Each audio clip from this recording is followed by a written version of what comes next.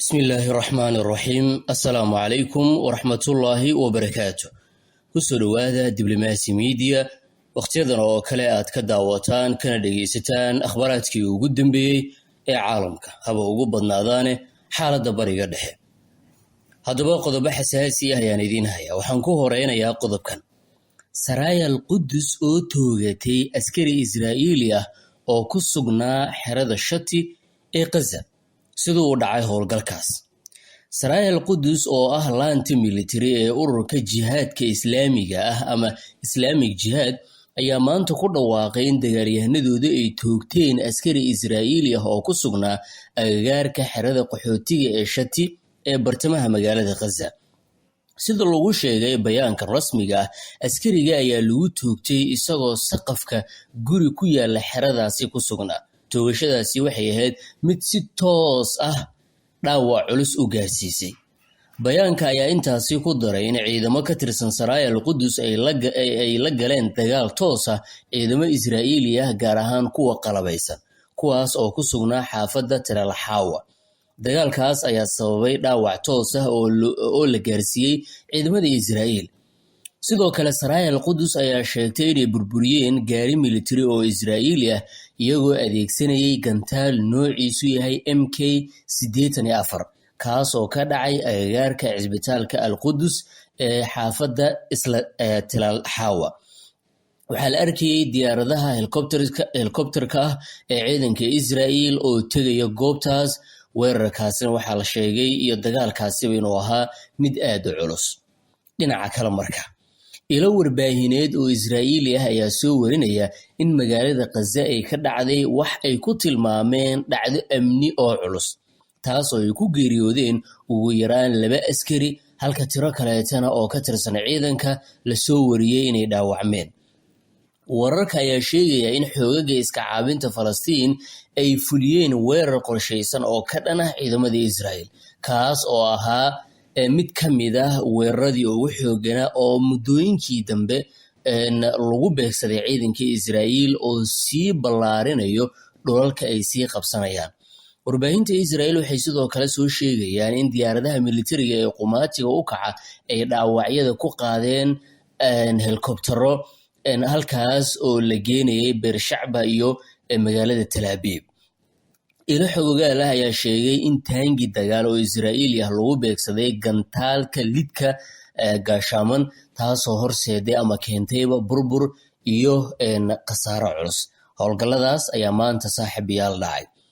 Dhanka kale, ninkii Netanyahu ahaa wuxuu wajahayaa sumcad xumo uu kala kulmayo dunidii.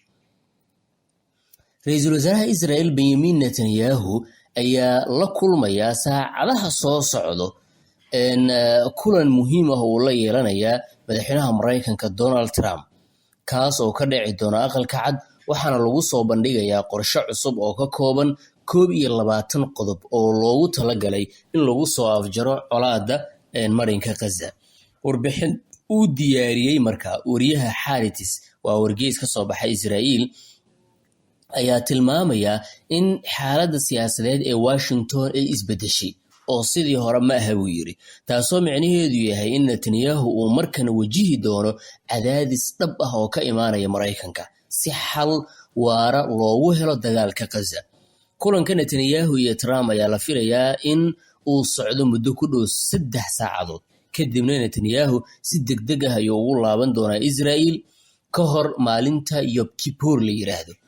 Inkastoo kulamadii hore ay ahaayeen kuwa xeeladaysan oo ay ku jireen isdhexgal masraxeed, warbaahintu waxay muujinaysaa in kulankan uu ka duwanaan doono kuwii hore, ayna jiraan duruufo cusub oo ka dhigayo xaaladda mid ka duwan kuwii hore.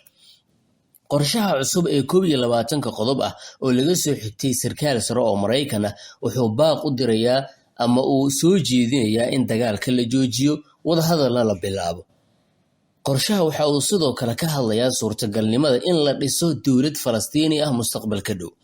Arrintan ayaa si toos ah uga hor imaanaysa mowqifka Netanyahu iyo wasiirkiisa arrimaha istiraatiijiga ah Ron Demar, kuwaas oo si cad u diidan in la aqbalo dowlad Falastiini ah ama xal siyaasadeed in lala gaaro maamulka Falastiin. si kastaba cadaadiska sii kordhaya ee ka imaanaya dalalka carabta turkiga iyo indonesia ayaa sidoo kale isbeddelka siyaasadeed ee Washington ayaa la filayaa inay saameyn ku yeeshaan kulanka. Warbixintu waxay sidoo kale xustay in inkastoo dalalka carabta aysan si rasmi ah u sheegin inay si dadban Israa'iil uga codsadeen inay burburiso kooxda Xamaas, si kastaba fariimaha rasmiga ah ee kasoo baxaya dalalkan ayaa Israa'iil ku eedeynaya inay been abuur iyo marin habaabin ku sameynayso xogta dagaalka. Lizzie Rozvoski oo ah wariyaha Haaretz wuxuu dib u xasuustay in kulankii ugu horreeyay ee Netanyahu iyo Trump bishii Febraayo uu soo bandhigay qorshe la yaab lah oo ahaa in Mareykanka uu la wareegay Gaza oo loo bedelay ama cadaadis badan uu kala kulmay Mareykanka, halka dadka reer Gaza loo rarayo deegaan cusub. Qorshahan ayaa carqalad ku noqday dalalka carabta, gaar ahaan Masar iyo Urdun, kuwaas oo si weyn uga soo horjeestay. Ha yeeshee Netanyahu ayaa qorshahan si weyn u taageeray muddo dhowr bilood ah. Ugu dambeyn qorshahan ayaa burburay. Hadda marka xaaladdu way isbedelaysaa marka ka dambeeya. Waa hagaag, waan sugi doonaa waxa soo kordho. Markan akhbaaraad kale aan idinla wadaago oo dhankaasi iyo Turkiga ah waa falanqeyn. Shirkad soo saarta diyaaradaha aan duuliyaha lahayn ee Turkiga ayaa sheegtay in la dhammaystiray isku darka iyo horumarinta nidaam cusub oo loogu talagalay in lagu howlgeliyo diyaarado badan oo iswada. Haddaba nidaamkan wuxuu saldhig u yahay fikradda garashada sarkaanka waxa loo yaqaano ama swarm intelligence, taasoo u oggolaanayso daraasiin diyaaradood oo aan duuliye lahayn in si isku mar ah loogu maamulo howlgallo kala duwan. Waxyaabaha ugu muhiimsan ee nidaamkan lagu sifeeyey waxa weeye hoggaan iyo xakameyn dhexe, qaybsiga hawsha oo iskooda ah, ismaamul iyo garasho macmal ah, farsamooyin dagaal iyo badbaado. Intaas ayay isku darsadeen. Dhowr diyaaradood ayaa hal mar la kicinaya oo aan duuliye lahayn, hal meel ayaana laga hagayaa, hal howlgal ayayna fulinayaan. Waa qorshe cusub. Howlgallada iyo awoodaha daraasiintan diyaaradood ay qaban karaan isku dubrid dhow iyo weerar aad u fudud. Marka diyaaradahan ay bilaabaan, diyaaradaha ayaa isku waqtiyo xogta socdaalka lagu xiraya iyagoo adeegsanaya shabakad, kadibna waxay fulinayaan hal weerar iyagoo ka fogaanayo isku dhacyo. Waa midda labaad ee kala duwanaansho madal iyo adkaysi. Maxaa laga wadaa?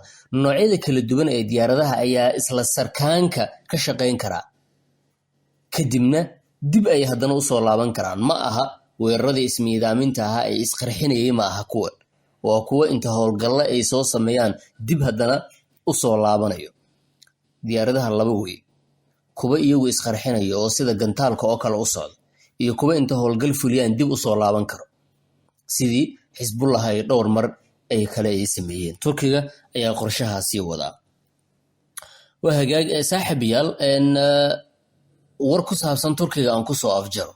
Cadaadiska Mareykanka ee Turkiga ee ku saabsan iibsiga tamarta Ruushka waa qodob xasaasi ah weeye. Qodobkan cadaadis xooggan ayuu Mareykanka saarayaa Turkiga, iyadoo madaxweyne Donald Trump uu ku xiray arrimaha istiraatiijiga ah sida heshiiska diyaaradaha dagaalka ee F-35 iyo joojinta iibsiga shidaalka iyo gaaska Ruushka. Trump ayaa ku eedeeyey in sii wadida iibsigan ay si toos ah u maalgelinayso dagaalka Ukraine. Falanqeeyaasha ayaa sheegay in cadaadiskan uu qayb ka yahay istiraatiijiyad ballaaran oo Mareykanku uu ku doonayo in dakhliyada tamarta ee Ruushka la xadido, isla markaana uu xulafadiisa ku qasbo inay helaan ilo tamareed oo kale, xitaa haddii taasi ay saameyn ku yeelanayso xasiloonida suuqyada gudaha. Dhinaca kale, Turkiga wuxuu isku dayayaa inuu ilaaliyo danihiisa dhaqaale iyo sugnaanta tamartiisa, iyadoo sidoo kale uu wajahayo cadaadisyo joogto ah oo Mareykanka iyo Midowga Yurub ka imaanaya. Ankara ayaa isku dheelitiraysaa baahiyaha gudaha, xiriirka tamareed ay la leedahay Moscow iyo fursadaha gorgortanka ee Washington. Madaxweynaha Mareykanka ayaa sheegay in tallaabada ugu weyn ee Turkiga uu qaadi kara ay tahay inuu joojiyo iibsiga shidaalka iyo gaaska Ruushka si uu u helo si Turkiga ay u helaan diyaaradaha F-35. Turkigana xaalad aad u cakiran ayuu bartanka uga jiraa. Qodobkan oo faahfaahsan warbixinadeena dambe ayaan idinkula wadaagi doonaa. Intaas ayaan saaxiibayaal wararkeena ku soo